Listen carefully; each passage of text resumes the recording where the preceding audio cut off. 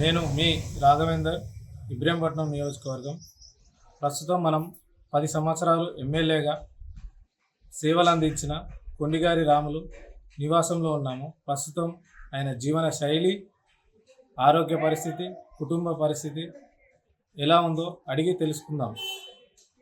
కొండిగారి రాములు, ఇబ్రహీంపట్నం మాజీ ఎమ్మెల్యే. ఎన్ని సంవత్సరాలు చేశారు ఎమ్మెల్యేగా? రెండు టర్మ్లు, 10 సంవత్సరాలు. 10 సంవత్సరాల్లో ఎంత అభివృద్ధి చేసి ఉంటారు మీరు?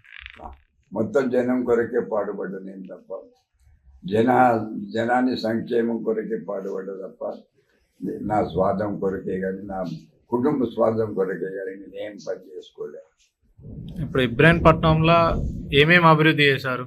ఇబ్రహీంపట్నంలో ఎస్సీలకు ఇండ్లు కట్టించారు, ఎస్సీలకు 10,000 ఎకరాల భూములు పంచారు, ఎస్సీలకు కమ్యూనిటీ హాల్స్, బీసీలకు కమ్యూనిటీ హాల్స్.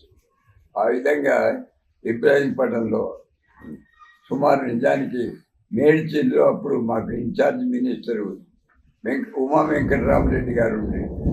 ఆ ఉమా వెంకటరామరెడ్డి గారికి సొంత భూములు లేవు. అక్కడ ప్రభుత్వానికి లేవు, ప్రైవేట్ వాళ్ళకి లేవు. ఆమెకు వచ్చే బావులు 14 బావులు ఏదైతుందో ఎలిమినేడు గ్రామానికి తొలగి పంపించడం. అంటే ఆ విధంగా బయటి మంత్రులది ఫలితం కూడా ఇక్కడ ఇబ్రహీంపట్నం వచ్చేటట్టు నేను ప్రయత్నం చేశాను, జరిగింది. అది ప్రస్తుత కాలంలో ఒక సర్పంచ్గా గెలిస్తేనే ఎంతో ఉన్నత స్థాయిలో బతుకుతున్నారు. మీరు 10 సంవత్సరాలు ఎమ్మెల్యేగా ఉండి ఈ సాధారణ జీవనం గడపడానికి గల కారణం? ముందు మా తండ్రి కారణం.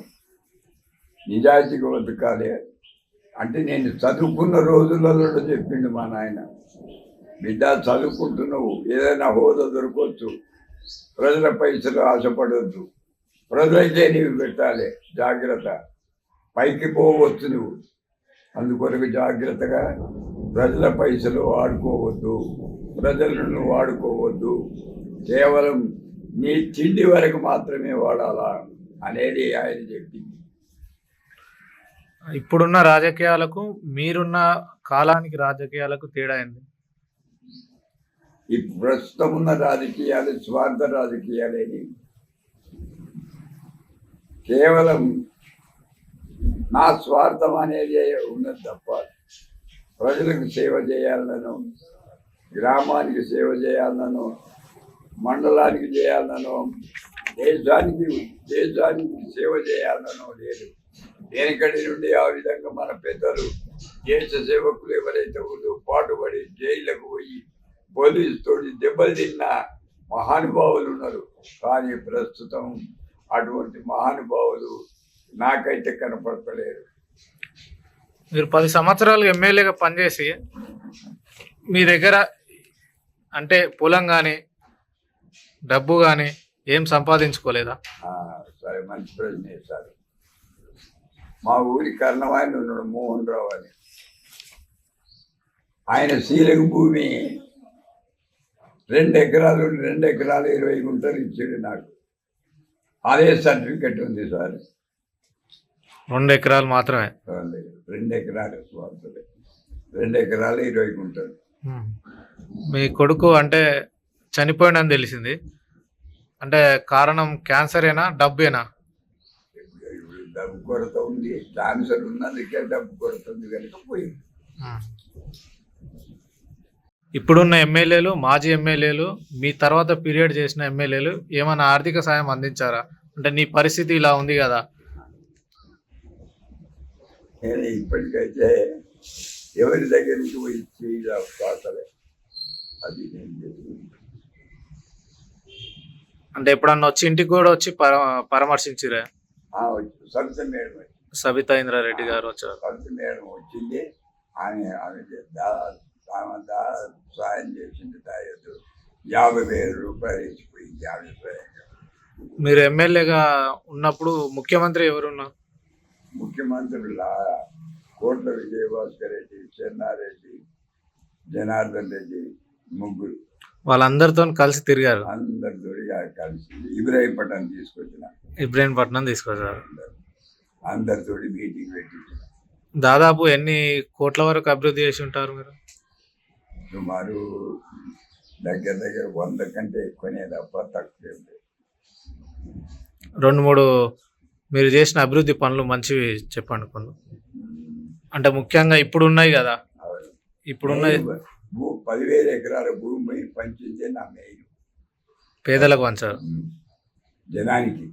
అంతేకాక వాళ్ళకి కావాల్సిన వ్యవసాయ సదుపాయాలు కూడా బావులు తవ్వించి వారికి మెటీరియల్ ఇప్పించి వ్యవసాయం పని మీద కూడా పెట్టించారు. అదేనమాట నాకు గొప్ప. ఇప్పుడు ఇబ్రాహీంపట్నం బస్ స్టాండ్ కూడా మీరే కట్టించారు అంటారు, నిజమేనా? ఆ, ఇబ్రాహీంపట్నం బస్ స్టాండ్ అవును. మీ అవును.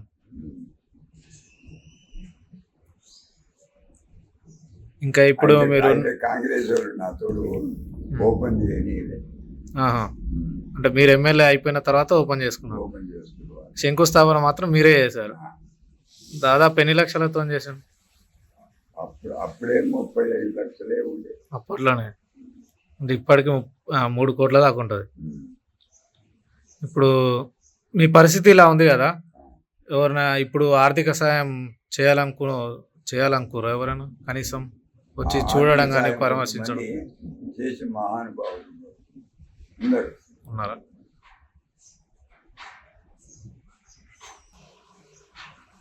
ఇప్పుడు మీరు ఏమైనా కోరుకుంటున్నారా ప్రస్తుత సీఎం గారిని, ఎమ్మెల్యే గారిని?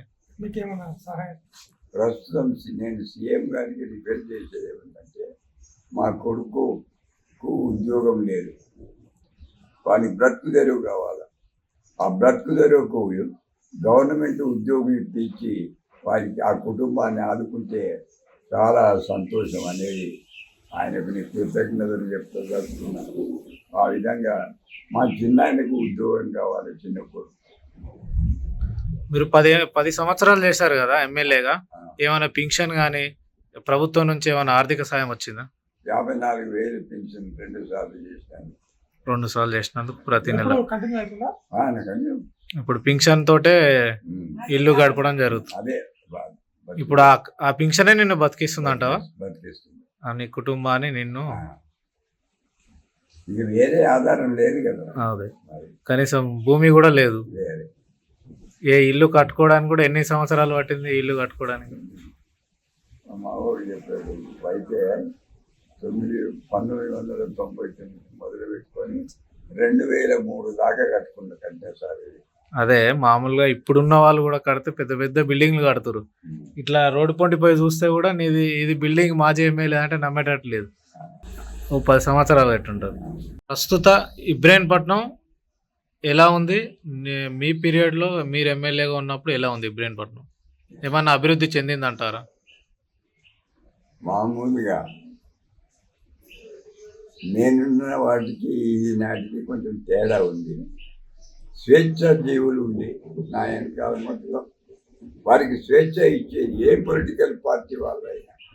వాళ్ళకి కావాల్సింది ఏ గ్రామానికి కావాల్సిన పొలిటికల్ పార్టీని ఒప్పించి నేర్పించి ఆ గ్రామంలో అభివృద్ధి చేసే అలవాటు అది ఉంది.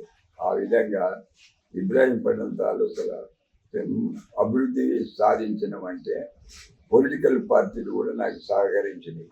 అది జరిగింది. ప్రస్తుత ఉన్న రాజకీయ నాయకులకు మీరు ఇచ్చే సలహా? ప్రస్తుతం ఉన్న రాజకీయ నాయకుడికి ఏదైతే దేశ భవిష్యత్తును చూడండి, యువత విచ్ఛిన్నం కావద్దు. దయచేసి యువత దేశాన్ని కాపాడడానికి వారి భుజస్కంధాల మీద దేశ సంపద కాపాడడానికి నేనంతా కృషి చేయాల్సిందిగా యువతకు, పూర్తిగా దేశభక్తులకు నా యొక్క విజ్ఞప్తి. వాళ్ళు అంటే యూత్లో ఒకటి వచ్చినట్టుంది. తర్వాత 2-3 వచ్చిన సరే జ్ఞాపకం లేదు. ఏమైనా నగ్గులైతుంది మాత్రం నా మీద దాడి బతుకున్నాడు ఇప్పటికీ. మద్దన గౌరీ వెంకటయ్య అని నిన్ను కిడ్నాప్ చేద్దాం అనుకున్నావు అన్న అంటూ జరగన బుద్ధి లేదా నీకు? నేనే వస్తా పని చేయబడాను. వద్దులో నాయన ముసలోడు ఇంకా తిరిగి పెట్టారు మనం అన్న వెళ్ళకపోతే. అంటే అప్పుడు నక్సలిజం ఎక్కువ ఉండే కదా, నక్సలిజం ఉంటే బాగుందా, ఇప్పుడు నక్సలైట్ లేకుంటే బాగుందా? అదే అన్న, ఒక విధంగా ఉన్నందుకు కొంతమంది వాళ్ళ పేరు చెప్తే భయపడ్డారు. జనానికి సేఫ్ ఉంది, సేఫ్ అయింది, అంతవరకు మాత్రం నిజం. నువ్వు ఒక దళితునుగా ఎమ్మెల్యేగా అయినావు కదా, ఇలాంటి ఏమైనా అవమానాలు ఎదురైనాయా? అవును. ఎదురైనాయా ఆ టైంలో కూడా? ఈ రెడ్లలో అన్నం తింటుంటాం కదా, ఆ, తింటుంటే ఆ ఇంటి ఆయనకు ఈయన మీరు మాది కూడా అంటే చెప్పింది. ముందులోకి వెళ్ళి మొత్తం నీళ్ళు చెంపు తీసి పడేసింది. ఉమ్, కుర్చీతో ఇట్లా చేయి కడుక్కొని వెళ్ళేసింది. అదే ఇప్పుడు సిపిఎం పార్టీల నుండి గెలిచారు కదా, ఇప్పుడు పార్టీ పరంగా కానీ పార్టీకి సంబంధించిన వారు ఎవరైనా నీ దగ్గరకు వచ్చి పలకరింపు కానీ ఏదైనా సహాయం అందిస్తారా? సాయం అయితే లేదు కానీ పలకరిస్తారు. పలకరింపు అనేది ఇప్పటికీ ఉంది. ఏమన్నా పార్టీకి సంబంధించిన వాళ్ళకి మీరు హాజరవుతారా? రమ్మని పోదు, వెళ్తారు, చూస్తారు, మాట్లాడతారు అప్పటికి ఇప్పటికే? ఏం లేదు, అదేం తేడా లేదు. రెడీ. నా పేరు కొండిగారి త్రిలోక్. మా నాన్నగారి పేరు కొండిగారి రాములు గారు.